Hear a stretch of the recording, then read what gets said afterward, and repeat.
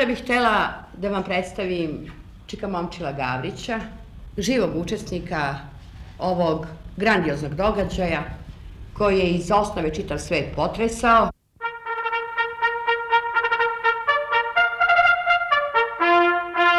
Posle ubistva Ferdinanda od strane gimnaziste 8. razreda Gavrila Principa iz Grahova, vlada Austro-Ugarske uputila je 28. jula 1914. godine u 11 časova vladi Srbije običnom poštom telegram sa sledećim sadržajem. Kraljevska vlada Srbije nije dala povoljan odgovor na notu koju je predao austro-ugarski poslanik u Beogradu 23. jula 1914. godine.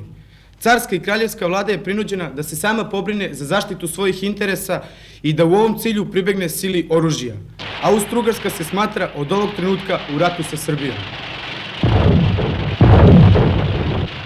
Ja sam rođen 1.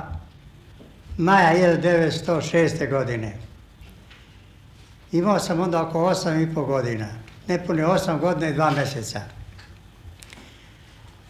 Kad je naišla Austro-Ugarska vojska i prešla preko Drine, Drinska divizija, bila je u Loznici i ona se borila dokle god je mogla, dok nije počelo povlačenje.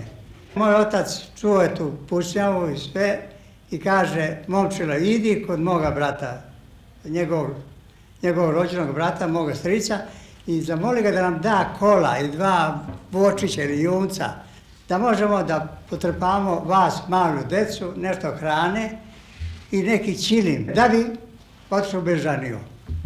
Dok sam ja otišao kod moga strica, to je bilo udaljeno možda 1,5 km, 2, i dok sam se ja vratio, Austro-Ugarska vojska stigla gore do moga sela, do naše kuće, i tu su napravili čudo jedno. Šta su dotle uradili, ne znam, ali tu sam vidio u svom dvorištu da su napravili jedan pokolj, jedan masakr.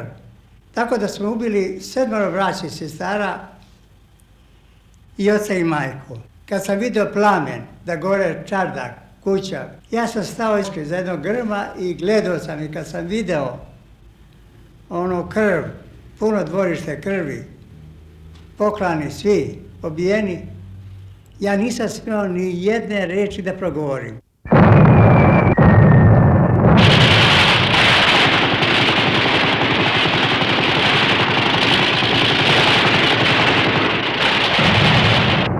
U tim teškim danima srpskog naroda u Beogradu iz Crne Gore stigao telegram sa sledećim sadržajem.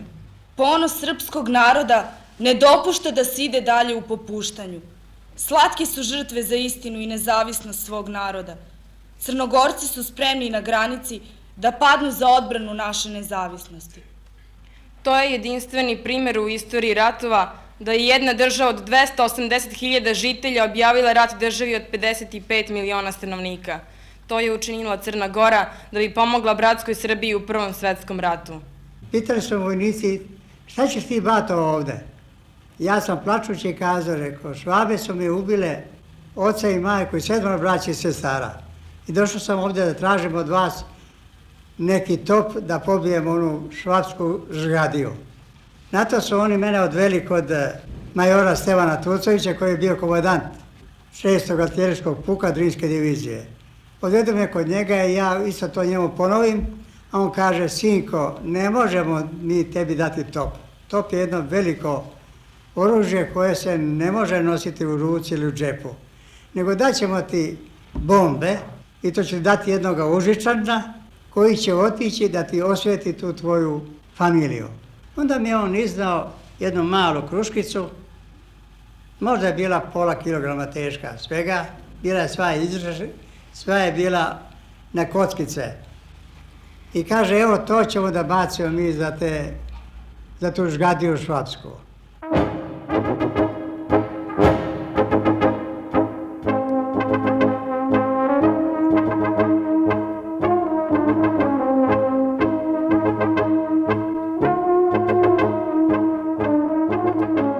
Kako ste kao 8-godišnji dečak doživjeli Cersku bitku? Cersku bitku sam doživeo jedno moje veliko kašljenje, jer sam trčao od topa do topa i samo sam vukao za konopac i palio. Dok su drugi nišanili i punili, ja sam samo opaljivao. Tako sam bio sretan i presretan da mogu što više da ubijem neprijatelja. Na Ceru smo nekoliko puta odstupali, mi nekoliko puta napredali. Dok nam nije došla u pomoć druga armija, te smo tako uz pomoć njih probili tu Cersku bitku i počeli ih juriti ka Drini. To je trajalo dok sve nismo došli do Loznice. U Loznici sam zato odlikovan u čin kaplara i dobio sam vojničko odelo.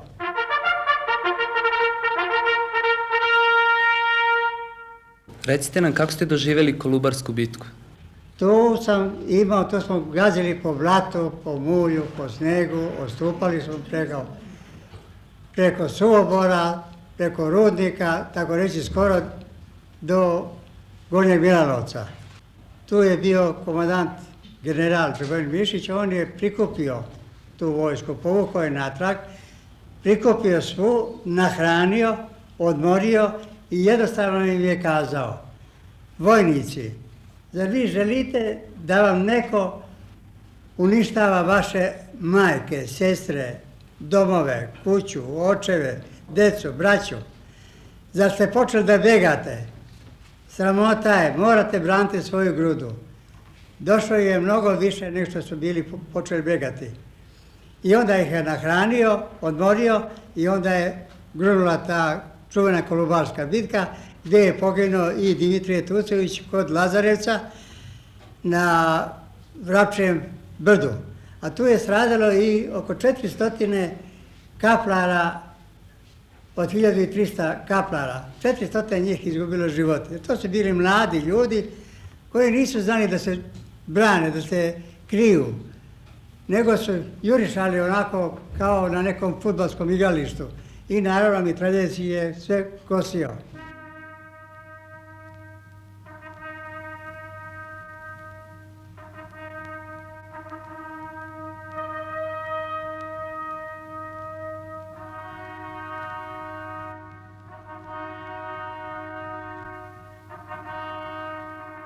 1914. godinu Srbija je briljantno završila pobedama u Cerskoj i Kolubarskoj bitci.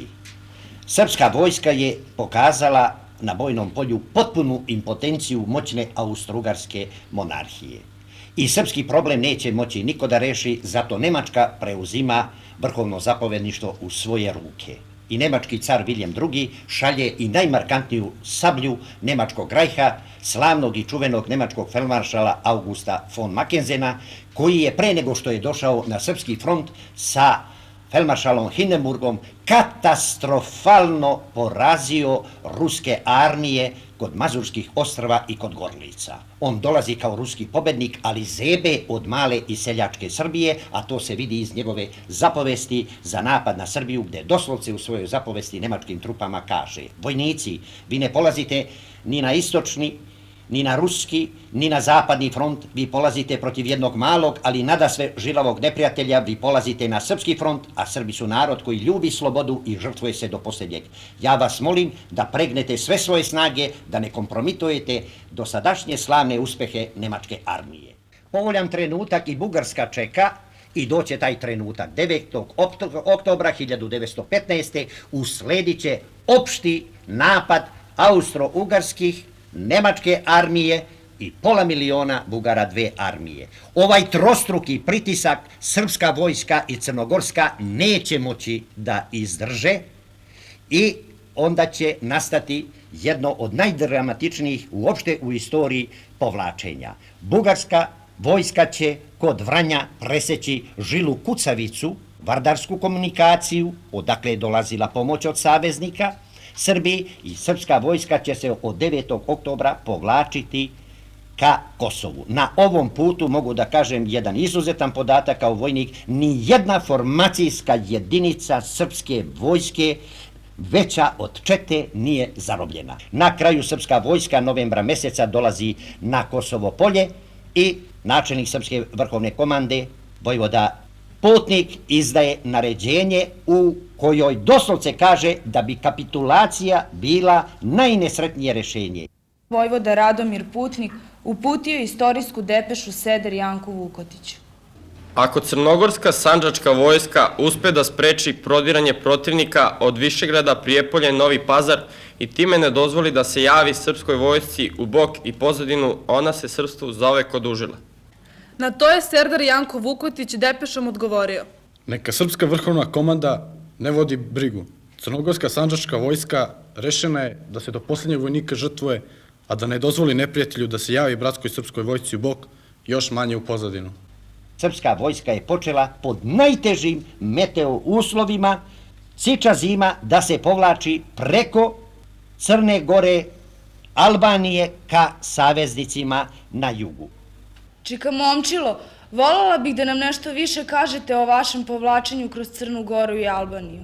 Da nam nije bilo Mojkovačke bitke, da nam nisu Crnogorci pomogli, mi ne bi nijedno stiglo od nas do Albanije i do Krfa.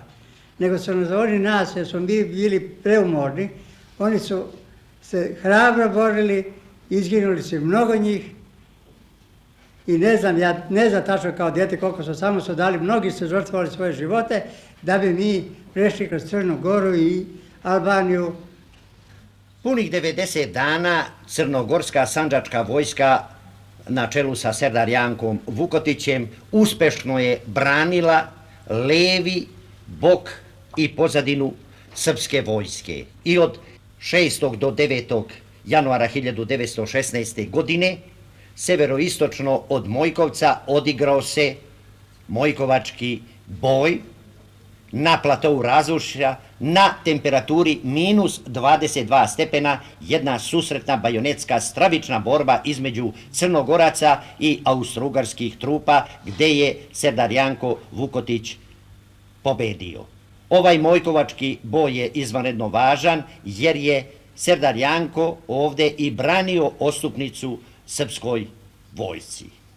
Mogu da kažem, od početka rata pa sve do polovine januara, Srbija nije imala boljeg saveznika nego Crna Gora, koja je uz bok Srbiji bezrezervno stala i, kako mi istoričari kažemo, učinila je samo ono što može da učini brat za brata. Tako je i bilo. Serdar Janko Vukotić odsudno je branio Mojkovačka vrata, posebno u bici na Mojkovcu, od 6. do 9. januara 1916. godine. Za izuzetan podvig, srpska vlada je serdar Janka Vukotića odjednom odlikovala sa 3 najviša ratna odlikovanja: Karađorđevom zvezdom sa mačevima, Belim orlom sa mačevima i zlatnom medaljom za hrabrost Miloša Obilića. Ovakav gest Srbija nikada nije učinila ni prema jednom svome ili stranom znamenitom vojniku ili državniku. Povlačiti se, ja sam morao preći preko Kosova, Ferizović, to je današnji Vrošević, na Đakovicu, Peć, pa preko Čakora, na Berane, to je današnji Ivangrad, od Berana do Podgorice, to je današnji Titograd i onda dole na Skadarsko jezero. Da li su se sa vojskom povlačili i civili? Jesu se povlačili civili. Bilo je tu i staraca, i žena, trudnica, bilo je mladeži, od 15, 16, 14, 12, kako koje dete. Tako da je njih ostalo u Albaniji 217.000 koje vojske, koje civila. Od toga je bilo 70.000 vojnika, a ono resto sve su bili civili, starci, žene i djeca. Sa teškom su mukom podnosili tu Albaniju. Ja sam isto najgore podneo. Da mi nije bilo jednog Venčića, staraga, kojem je jedan vojnik dao i kazao: kaplare, ovo ti dajem u ime moga unuka. Ako je on živ, njemu za života. Ako je on mrtav, za pokoj duše. Vodi računa da ne jedeš ništa više, nego samo jednu ribicu na dan. Jer su ribice bile male, to su ukljevi ili sarage, kako su ih zvali. Vatane su u Skadarskom jezeru i sušene su. Slane su bile mnogo. Ko je pojeo 2 ribice, 3, neki vojnik je kupio i pojeo, taj je, tako reći, izdahnuo pijući vodu. Toliko se naduo da je morao umreti. Ja sam poslušao onoga starca i jeo sam stvarno jednu ribicu. Tako da sam mjesec dana kroz Albaniju proživeo. Na koncu konca i posljednji konj koji nam je nosio samo municiju za naše karabine, I on je pao. Njega je jedan metak u čelo, on se koprcao, vojnici su sa bajonetima sekli komade toga od njega mesa. Ja nisam mogao prići jer sam bio suviše mali i slab. Međutim, jedan vojnik je odsekao jedno parče kože, skinuo je sa tog parčeta mesa i bacio u snijeg i ja sam potržao kao ono pseto. Prljao po onom snijegu i nađe to parče kože. I to sam kožu, još je bila topla i još je bila krvava, ja sam to lizao i grizao. Onako, nisam mogao da odgrizem. Samo kad smo prvo vatru naložili, molio se jednog vojnika da mi tu dlaku spali na vatri. I kad je on spalio, ona se skupila, došla je, bilo je ovako jedno lepo parče kože, ona se skupila tako pačence, pa od čega će, rekao, živjeti ja, pobogu, brate moj. Ali eto i to sam grođao sve do Drača. U Draču sam je bacio u more. Ovaj dvomesečni odstupni marš manevar je jedan od najtežih do danas u istoriji ratova, ali jedan i od najuspešnijih, ali katastrofalan za srpsku vojsku i deo srpskog naroda koji se povlačio preko Albanije. Na ovom maršu je izgubilo živote 217.400 ljudi, žena i dece, a od ove stravične cifre samo srpska vojska je imala u mrtvima gubitke od 77.400 vojnika, podoficira i oficira. Naročito katastrofalno su stradali takozvani regruti, dečaci od 17 do 19 godina, od 40.000 koliko se povlačilo iz Srbije, bilo je spašeno nepunih 8.000. Na albanskom primorju francuska mornarica je prihvatila ostatke ostataka srpske vojske i od nekadašnje moćne srpske vojske francuska mornarica je na ostrvo Krf, koje s razlogom u našoj istoriji nosi naziv Ostrvo Spasa, iskrcalo se od 19. januara 1916. godine do kraja februara ukupno 151.920 srpskih vojnika, podoficira i oficira. Pošto ste bili na Krfu, da li biste hteli da nam opišete atmosferu koja je vladala među našim borcima? Na Krf sam se iskrcao 15. ili 16. januara, ne znam tačno, 1916. godine. I oselili smo se od samog grada, jedno 17-18 km u jedan masinjak. Tu su podignuti šatori. Tu je došla komisija francuska i engleska lekara i tu su birali vojnike. Koji je zdrav i koji je bolestan. Svi oni koji su bili bolesni, teško bolesni, odvedeni su na ostrvo Vido. To je takozvano tu srpsku grobnicu. A koji su bili zdraviji, ti su ostali u svome logoru. Od nas su se Grci iz početka plašili, nisu smjeli da priđu, jer su bili aveti. Svaki dan se je bila jača i jača i bolja hrana, tako da smo za 3-4 mjeseca bili se dobro oporavili. Dobili smo novo oružje, dobili smo nove uniforme, samo su naši vojnici plakali za našim brzometkim puškama. Ovo je čuvena ta puška brzometka Mauserova, koja je primala 5 metaka, s kojom smo se mi borili cijelog Prvog svjetskog rata i s kojom smo stigli na Krf, koju smo morali predati, a dobili smo od Francuza trometnu pušku i naši su vojnici plakali kad su se rastali od ovih pušaka. Ali i to se preživjelo. I kako se ozdravio, tako je išao na Solunski front.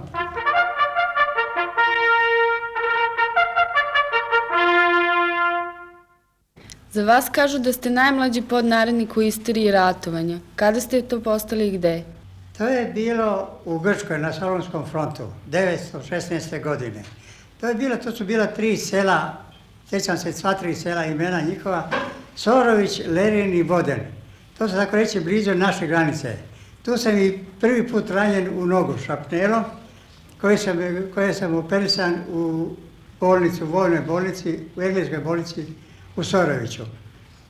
A poslije smo odatle otišli na juriš gdje smo zauzeli Kajmak Čalan i na Kajmak Čalanu sam ostao više od 2 godine u rovu.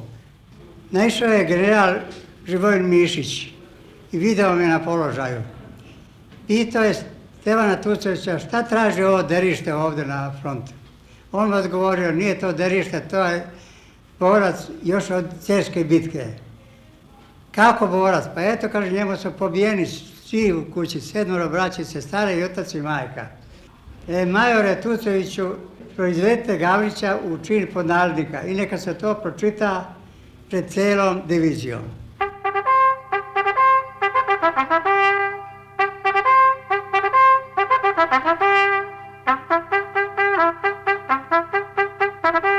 Posle dobijana vojno, svi su mi čestitali, prosto su me podigli i kažu, junačino naša, tako te volemo. Znao sam kako su moji nestali, tako će ja jednoga dana nestati. Samo kad će to biti, nisam nikad saznao. Naši pešadici, naravno, sa bombama u rukama, bajonetom na pušci, krenuli u ofanzivu. To je tuklo skoro 24 sata. I tada je nastao 15. septembra 1918. godine, tada je probijen Solunski front. Srpska vojska, napred, napred, napred. Tako je trajalo 45 dana dok nismo stigli do Beograda.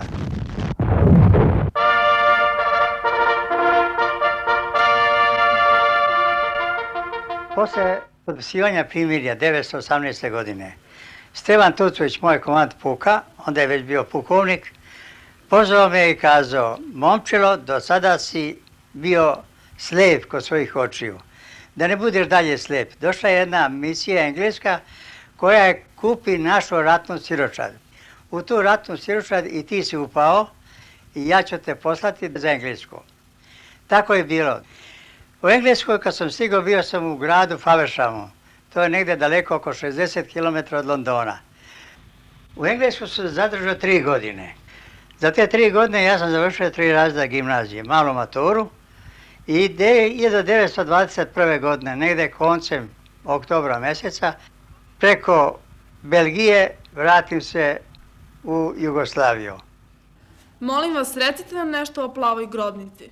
Deco, plava grobnica, mnogi su mislili i pitali nas stare, gdje je plava grobnica, kako ne može se vidi plava grobnica. Nisu to znali da je to more, Egejsko more. Svi oni naši ratnici koji su umrli na ostrvu Vidu, tu su sahranjivali, ali je to bilo kamenit predeo. Na njemu je bilo ostrvo Zmija, tako se zvalo. Nije bilo šume uopšte, nije bilo borovine. I tu su bili šatori i tu su ležali oni u šatorima. Tu su bili osuđeni na smrt. I svaki dan su ih nosili kao cepanice, punili u čamac, pa su je odvozili od obale možda 50-100 metara u dubinu i tamo su jednostavno, dok je bilo vreća, ih zavezivali i bacali u more. Kad je bilo vreća, onda su kamenje vezivali za noge ili za ruke ili za vrat. Tako da ti leševi ne bi isplivali, nego bi ostali na dnu mora. I tu je sahranjeno možda oko 10 do 15 hiljada bačenih tih vojnika u tu plavu grobnicu.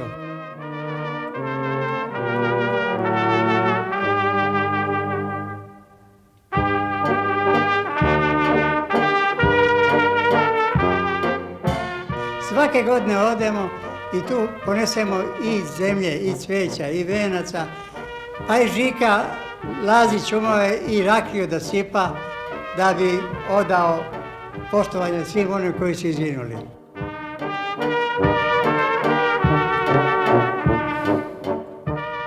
Pripremajući se za ovaj susret sa vama, našli smo podatak da vas je potporučnik Svetislav Ćirić tražio posle 50 godina. To je bilo 19. januara 1964. godine. Moj pretpostavljeni tražio gdje je podnarodnik Momčilo. Sutra dan, 20. januara, ja sam otišao u politiku i rekli su mi da je on težak bolesnik, da ne možemo odmah otići kod njega, nego da ga zovemo telefonom. Javio se na raport posle 50 godina. Tražio me posle Prvog svjetskog rata, tražio posle Drugog svjetskog rata. I ja sam otišao, mi smo se u zagrljaju izljubili u njegovom stanu i on je kazao, Momo, sad sam najsretniji čovjek, jer te ipak vidim posle 50 godina, živog i zdravog. Deco, veoma sam uzbuđen, jer stojim pred zastavama naših pukova, pod kojima su se borili svi mi i koji se borili, ali su mnogi izgubili svoje živote. Sve su one odlikovane, neka sa 2, sa 3 ordena. Ispod svake ove zastave bilo je preko 5000 vojnika. Nijedna zastava nije zarobljena. Posle rata jedva da je ostalo 1600 momaka ispod svake zastave. To je jedinstveni slučaj u cijelom svijetu. Sad mi je jedino prilika da odam poštu i njima i svojim palim drugovima.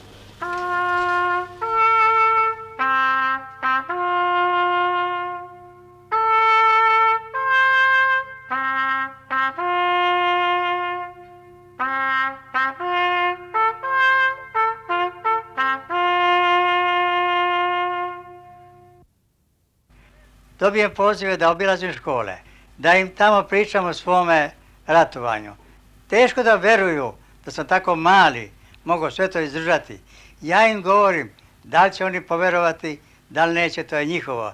Ali ja želim i kažem toj omladini da vole svoju grudu, da bez bratstva i ljubavi i sloge nema ničega, nema ni domovine, nema ni napretka, nema ničega.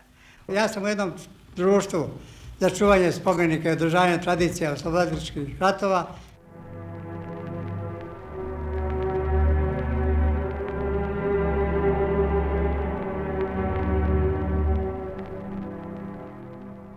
Ova prostorija je 3x2.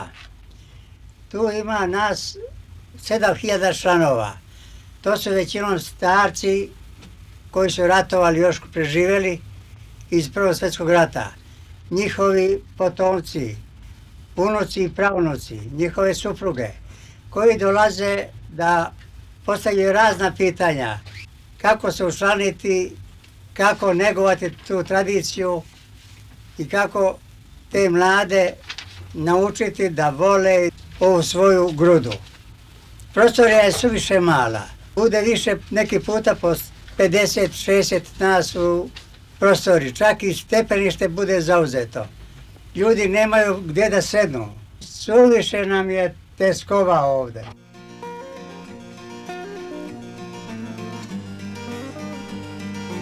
Volio bi da mi se unuk poženi i da postanem pradeda. 1. maja imaću 81 godinu. Ja i danas dani vežbam, idem peške, prođem 10 do 15 km. Idem autobusom do Vukovog spomenika. Odatle izađem iz autobusa i idem peške do Kalemegdana. I vraćam se natrag, sam napravio 2,5 do 3 sata šetnje. Vraćam se, sedam u autobus, vratim se u Mirjevo. Od stanice Mirjeva ukupno imam 120 stepenika. Dok dođe do moga stana, kad bi toliko doživeo godina, ja bi bio presretan čovjek.